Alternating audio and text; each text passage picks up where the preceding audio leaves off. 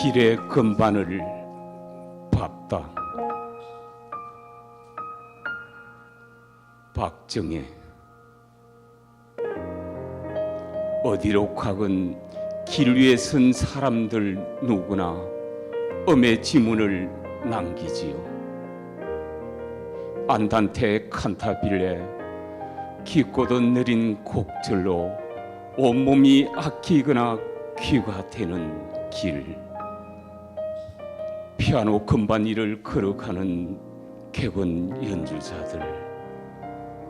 박자 선율을 밟는 발의 음절로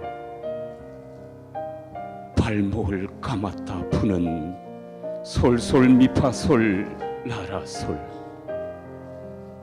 만나는 가슴마다 꽃이 하나씩 심어주는 작은 풀꽃조차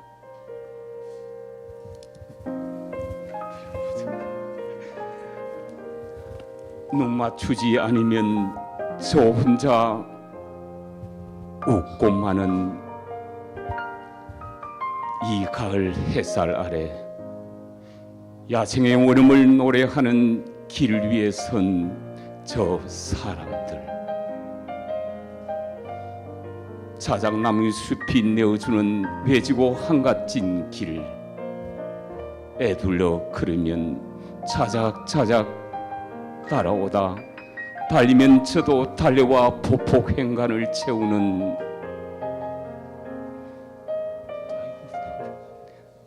지금 이 순간이 오랜 옛날에서 연류한 아주 먼 미래라 말하는 길. 세상 모든 길들이 창에 이르듯 우리가 그런 길을 지구처럼 말거나 둥글게 말거나 길광처럼 길게 펼치면 우리의 오감이 무슨 꽃을 피울지 누가 아나요? 나비와 새가 제 몸을 들어올리고 온몸으로 길을 내는 달팽이처럼 한 걸음씩 내면의 창을 닦는 시간. 조금씩 헐거워진 틈새로 빛나는 맑고 투명한 일상 저 너머까지 보이는 창문 열쇠가 길 끝에 있다고. 쿵쾅거리는 나무들 심장 소리로 창공을 쪼아대는 새들의 수다로 자비롭고 공손한 길의 목소리로 그렇게 말하지 않았나요? 예, 감사합니다.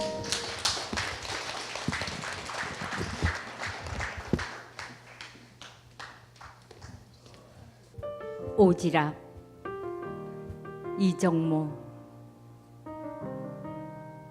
꽃들이 수다로 앞산 다 채우고 맵새가 소리를 깔며 뒷내로 날아간 후 땅의 체위가 좀 더 예민해지고 명료해졌습니다. 냇가에 풀잎은 바람이 허리라 벌써 호공과 조율을 완성했다고 혼자 개요울 목덜미를 못 본 채 합니다.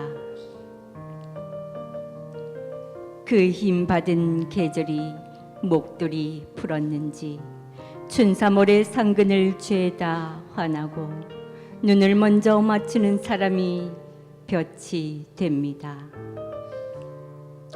물길을 오래 비워둔 나무 뿌리가 무릎을 펴서 기지개 켜는 걸 보니 이제 봄의 허벅지가 슬쩍 비칠 날도 오겠고 제주도 아즈방 가슴을 건들고 온 바람이 합창하는 부산갈매기 노래 하나쯤 반주 맞추기는 일도 아니겠습니다.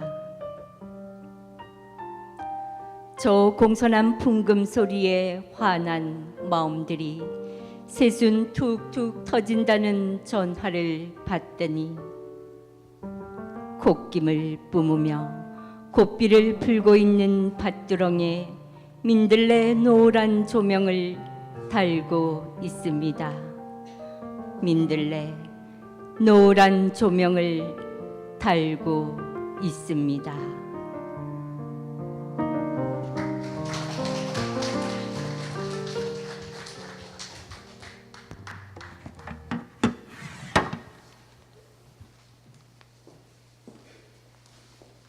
이정무 선생님께 먼저 질문하겠습니다. 선생님이 생각하는 그 서정의 정처라고 그럴까요? 그거는 어디서 오는 것이라고 해야 할까요? 제 시의 근본은 서정입니다. 저는 이렇게 생각합니다. 서정의 원천이라는 것은 그리고 처음에 시작되는 시작점이라는 것은 부재입니다. 부재라는 것은 없다는 말 아닙니까? 없다는 것은 옛날에 있었는데 지금이 없는 것도 될 것이고 애당초부터 우리가 가질 수 없는 것을 우리가 바라는 것, 그것도 부재입니다. 거기서부터 이 서정이 시작하고, 그리고 이런 서정을 노래하는 것은 시인이라는 모든 사람이 그러겠지만 상처를 꽃으로 피우는 사람입니다. 꽃으로 피운다는 것은 견딘다는 거라고 저는 생각합니다. 결핍을 견디는 힘에서 생기고, 그렇기 때문에 우리가 시를 쓴다고 그랬습니다. 프랭클린이 그런 말했죠. 시를 쓰는 것 외에 사는 이유를 찾지 못할 때 그때 시를 써라, 이런 말을 했습니다. 그래서 저도 오랜 병마와 싸우고 있지만, 지금도 싸우고 있지만, 이 시를 잡고 병마를 이기고 있고, 그렇지만 이 병마 때문에 시를 쓰는 건 아닙니다. 제 삶이기 때문에 제가 시를 씁니다. 근데 선생님 그 허공의 신발을 전 참 잘 읽었습니다.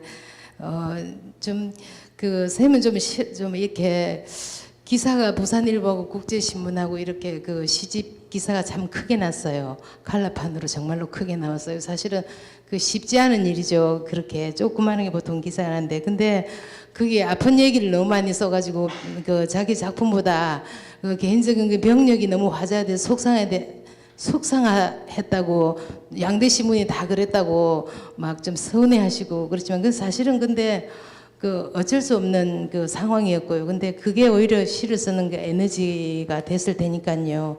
그것에 대해서 한마디 말씀해 주십시오.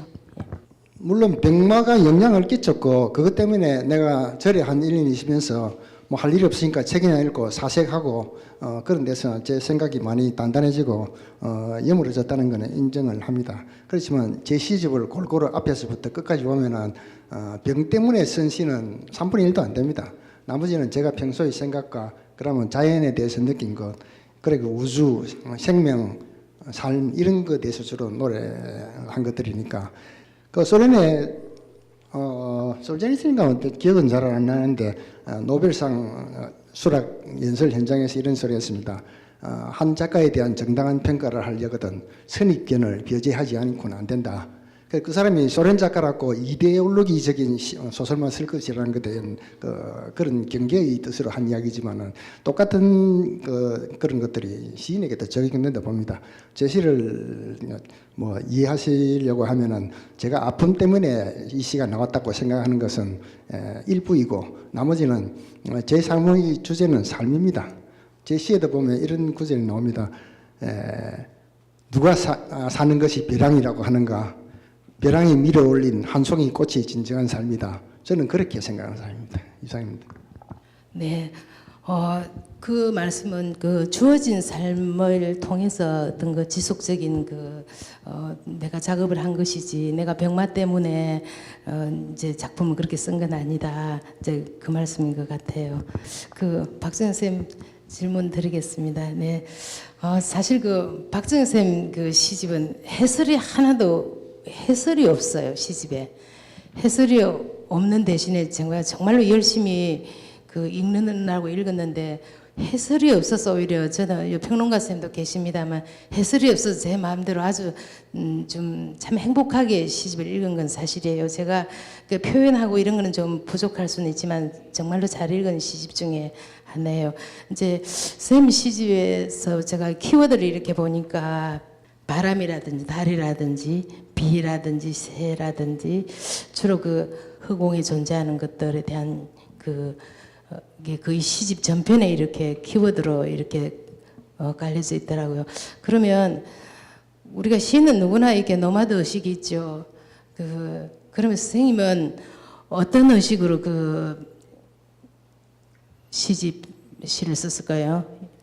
우리 인류가 시작되고 사람이 두 발로 걷기 시작하면서부터 생활 전체가 유목이라고, 지금 이 순간까지도 우리는 지금 생전반이 유목이라는 생각을 그런 생각을 합니다, 저는.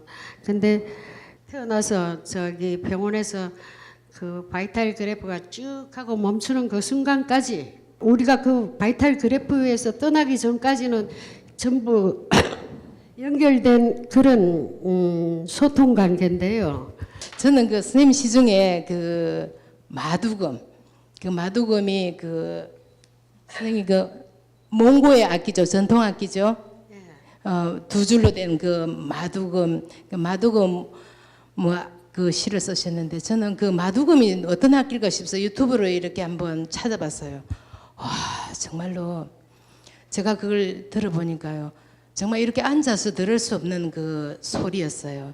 인간이 만드는 악기 중에 이렇게 비극적인 거, 이렇게 슬픔을 이렇게 지독하게 표현할 수 있는 악기가 있나 싶을 정도로 정말로 그랬어요. 정말 들으면서 제가 이거는 벌떡 일어났어요. 누워서 들을 수 없는 음악이고요. 정말로 죄송하고 내가 누구한테 잘못한 것 같고, 뭔가 그런 그런 가득한 뭐 이런 걸 깨달음을 갖게 하는 그런 음악이어서 제가 선생님의 시를 이해하기 위해서 제가 그걸 유튜브로 제가 들었거든요. 선생님 마두금을 쓴 선생님의 어떤 계기를 한번. 검은고는 그 명주를 꽈서 줄이 식물성이겠죠. 그래도 동물성이네. 그죠? 그런데 이 마두금은 제주에서 제주올레에서 몽골에다가 길을 수출을 했어요. 그래서 이제 그 길 개장하는 데 가서 일주일을 그 초원을 걸었는데, 이 날씨라는 게 바람이 불었다가 비가 왔다가 변화무쌍하고 이 하늘과 땅과 그 공간이 전부 소리로 채워진 그런 무슨 알 수 없는 그 소리가, 나는 모든 생명들이 죽어서 끝난 그 영혼의 소리라는 그런 느낌을 가졌었는데, 그 개장식장에서 마두금을 연주합니다. 근데 나는 그 마두금 전설은 여러분 그 전설들은 아시죠? 참 많이 슬퍼요. 근데 그 마두금이 줄이 두 줄로 돼 있는데, 그 어떤 형식이 없이 이 연주하는 사람의 거기에 달린 것 같더라고요. 근데 그게 그 두 줄과 그 소리가 너무나 슬퍼서, 왜 눈물이 나니까, 눈물이 두 줄인데 마두금 줄도 두 줄이고, 그 어떤 거기에서 이미지를 맞춰봤는데, 우리가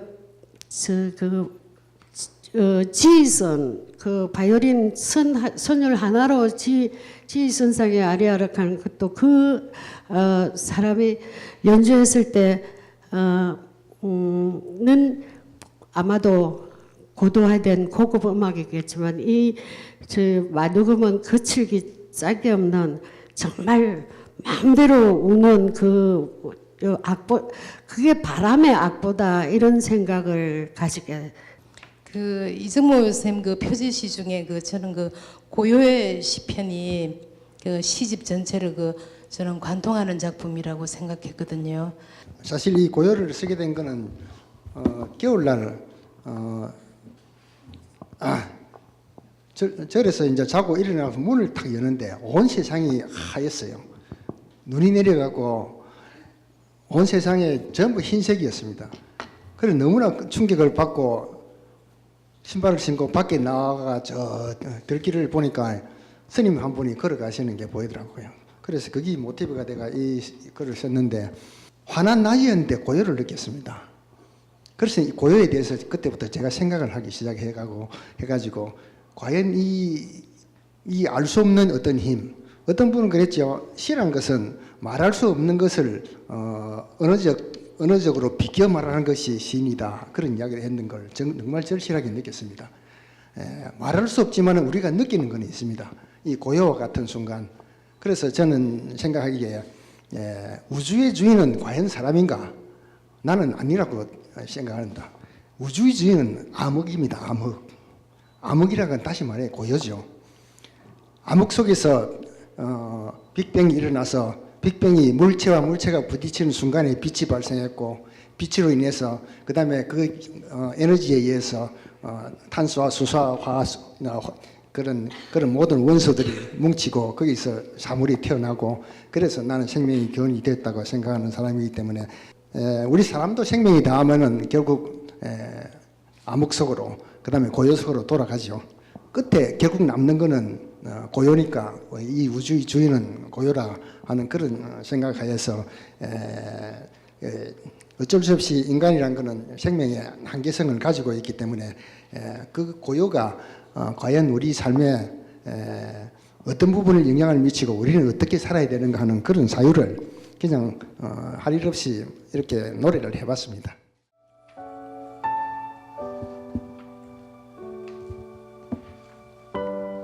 다람쥐 달에 취하다 박정애.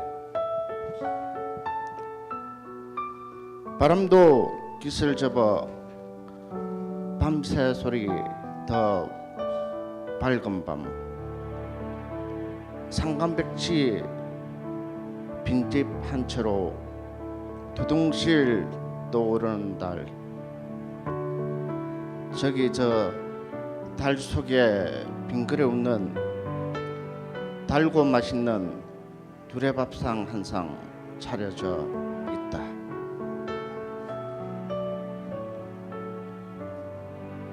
산속에 들어서야 들리는 홀로 가는 달의 발자국 소리. 황금빛에 눈이 먼다는 저 금설천. 물소리 맑은 중리간 뎁속에 앉아 검문고 타고 휘바람 부는 왕류를 만나 그의 무릎 위에 검문고로 누워 본다. 텅 빈 내 몸통 하늘 별자리 짚어내듯 술대를 건 엄풍농을 풀벌레 소리. 선포하느니 여기는 야생의 천국. 마방창 꽃무늬 깔고 누워 하늘을 본다. 뒷눈처럼 아린 별똥별 하나. 저것이 간익인가 천축을 노려보다 서천에 저문 나를 본다. 내 안에서 외로운 나를 수고했다 위로하지 못한 내가 달에 취해. 감사합니다. 박정희 쌤 시를 참 몰랐다는 게 너무 죄송한 생각이 들더라고요. 제가 그 개엄포에서라는 첫 시집을 제가 읽었어요. 그때는 저는 그 데뷔하기 전이고 그때 선생님 그걸 기억하죠. 그래 한동안 그 시집을 오랫동안 제가 잘 보관하고 그때 그 습작 시절에도 그 읽고 그랬던 기억이 납니다. 근데 그 이후로 드문드문 선생님 시집을 봤지만 사실은 정확하게 말하면 제 눈에 비치는 선생님은 좀 전사처럼 보였어요. 우리가 말씀도 이렇게 좀 호탕하게 하시고 그래서 저는 이 시집에서 어떤 그 경문 이런 거 좀 있지 않을까 이런 생각. 근데 그런 거 한 톨도 없고요. 이렇게 여성적이고 이렇게 섬세하고 이런 시를 쓰신 분이었나 이런 생각. 선생님을 좀 한번 관찰한 거는 밀양에 한번 놀러 갔는데 아침 일찍 나셔가지고 그 나무를 이렇게 그 데쳐가지고 묻히신 거예요. 저도 이렇게 그 요리 솜씨가 저는 좀 없는 편인데 어쩌면 저 나물 빛깔을 기억하거든요. 어쩌면 그렇게 새파랗게 데쳐가지고 나무를 그렇게 정갈하게 묻혀내셨는지 정말 놀랬거든요. 그런 것들 제가 본 그 선생님하고는 그때 이미지가 또 좀 달랐죠. 근데 시집을 보고 또 그런 생각이 들었어요. 정말로 나중에 이 시집을 여기서 나눠줄 시간이 안 되면 식당에 가서 나눠줄 수도 있는데 시집을 한번 보시면 선생님 시의 그 진가를 더 느낄 수 있을 거예요. 자, 그러면 이제 선생님 질문 이어가겠습니다. 선생님 선생님 작품에 또 달 연작시가 많이 있더라고요.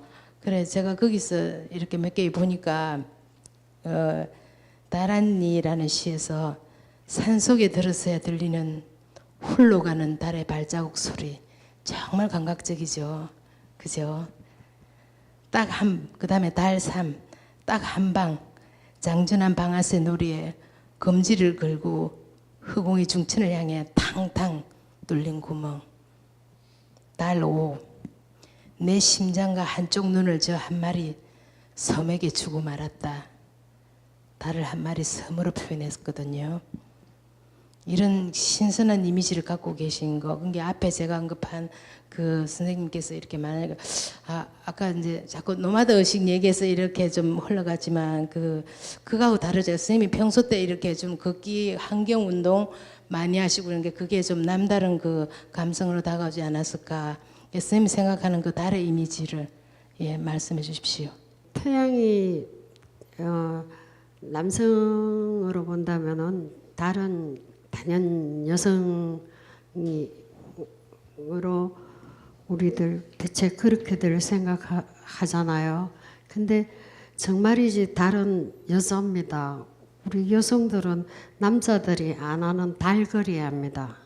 물 조수 간만도 달이 관장을 하고 달은 아무래도 여성적이면서 여자들하고 친하고 그러겠지만 저는 그 남자도 달에 반해서 죽을 수 있다는 거. 이태백이가 달에 빠져 죽었잖아요. 예. 근데 아무튼 제가 아는 이태백은 달 속에 빠져 죽었어요. 그래서 못 헤어났으니까. 근데 제가 달 시를 많이 쓰긴 썼네요. 쭉 보면 한 번도 달을 시집 쭉 어디에도 달을 벗어난 적은 별로 없는 것 같습니다. 지금 이정모 당신 앞에 있는 사람을 사랑하는가? 바로 지금 시작하든지 아니면 떠나라. 사랑이란 제 몸에 가두지 못하면 언젠가는 얼어붙는 강물이니 이 순간에 배를 띄우지 않으면 이승에서 도착할 행복이란 항구는 없다. 씨앗은 농부가 뿌리고 움은 때가 틔운다. 겨울이 갔으니 봄의 국간 열어라. 목련꽃 봉긋한 여인의 가슴이면 지루한 한 생이 걷던하지 싶어도 우리가 알 수 있는 건 끝이 없는 생이란 지금뿐이라는 것이고 마음에 날개를 다는 것은 새가 아니라는 것이다. 세월의 강 위에서 죽은 날들이 흘렀으니 이제 조문은 끝났다. 그대는 손가락이 예쁜 국밥집 여인의 눈길을 외면하지 말아야 한다. 환장한 봄날에 울지언정 음복은 사람이 하고 감당은 신이 할 일이다. 감사합니다. 그 선생님만의 그 시적 그 알레고리를 그 형상화하는 그 솜씨가 정말 멋지다는 생각을 했어요. 그 얘기에 대해서 선생님 그 저도 박정희 선생님과 마찬가지로 자연에 대한 꽃, 바람, 물, 새 이런 것들에 대해서 많이 썼습니다. 그런데 저는 노마드 의식으로 이런 것들을 불러온 것이 아니고 알레고리의 한 장치로 불러왔습니다. 이 꽃의 발랄이라는 시에서 이 꽃은 생명을 제가 불러온 겁니다. 생명을 꽃으로 불러온 거고 꽃에다가 생명을 대입해서 읽으면 시가 조금 더 이해해주고 꽃도 처음에 우리가 생명을 가지고 태어났을 때의 꽃이 있고 시들 때의 꽃이 있고 꽃이 다 다릅니다. 그 시적 꽃의 발랄의 앞에 전반부에 나오는 꽃은 태어났을 때의 생명을 이야기했고 뒤에서는 아파서 이제 다 죽어가는 꽃입니다. 그런 식으로 했기 때문에 우리가 결국 인간이 할 일이라는 것은 망각이다. 그래서 망각은 아픔의 불씨를 끄고 영원히 다가서려 하는 발랄한 이야기다. 이 생명의 한계성을 절절하게 아픔을 노래한 시입니다. 그러니까 제가 이야기하는 이런 알레고리들은 자연에서 많이 가져오죠. 자연이 우리한테 가르쳐 주는 것들이 너무 많습니다. 그래서 그런 알레고리의 장치, 그 다음에 잠언이라는 것은 우리 인간에게 딱딱 콕콕 집어서 이야기하는 그런 부분이 있지만 이 알레고리라는 것은 좀 더 지평이 넓습니다. 넓고 하나의 알레고리 장치를 꽃을 가져오든지 바람을 가져오면은 상상력이 무궁해집니다.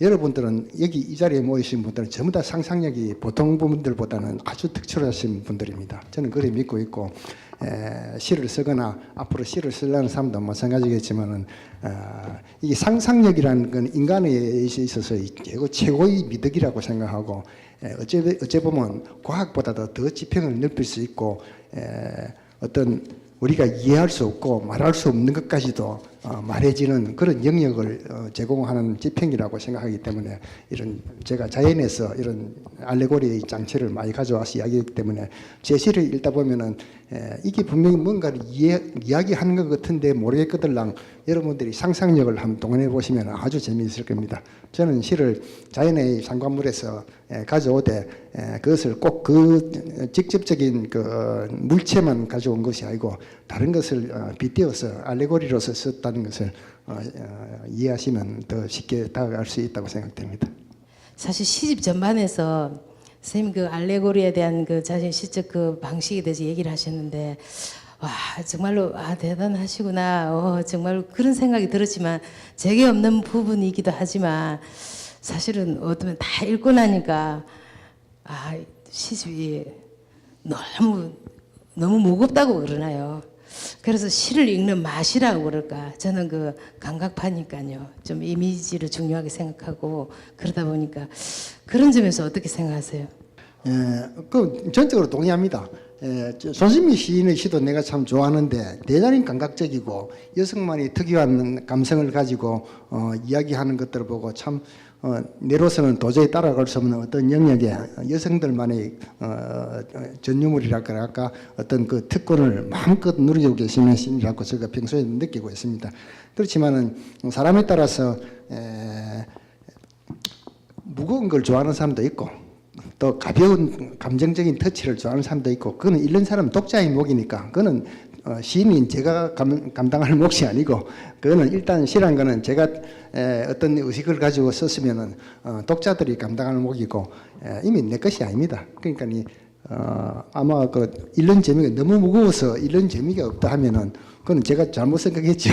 그거는 저는 어떤 좀 시를 쓸 때 있어서 감각적인 시를 쓰기보다는 사색적이고 철학적인 시를 좋아하기 때문에 그래 쓰는 것일 겁니다. 그래서 충분히 그렇게 느껴진 것도 무리가 아니라고 생각합니다. 그렇지만은 앞으로 제가 그런 면에 대해서는 조금 더 그걸 참고 삼아서 감각적인 면을 조금 더 하는 것도 시가 좀 가볍고 재미있겠다 하는 그런 생각은 하고 있습니다.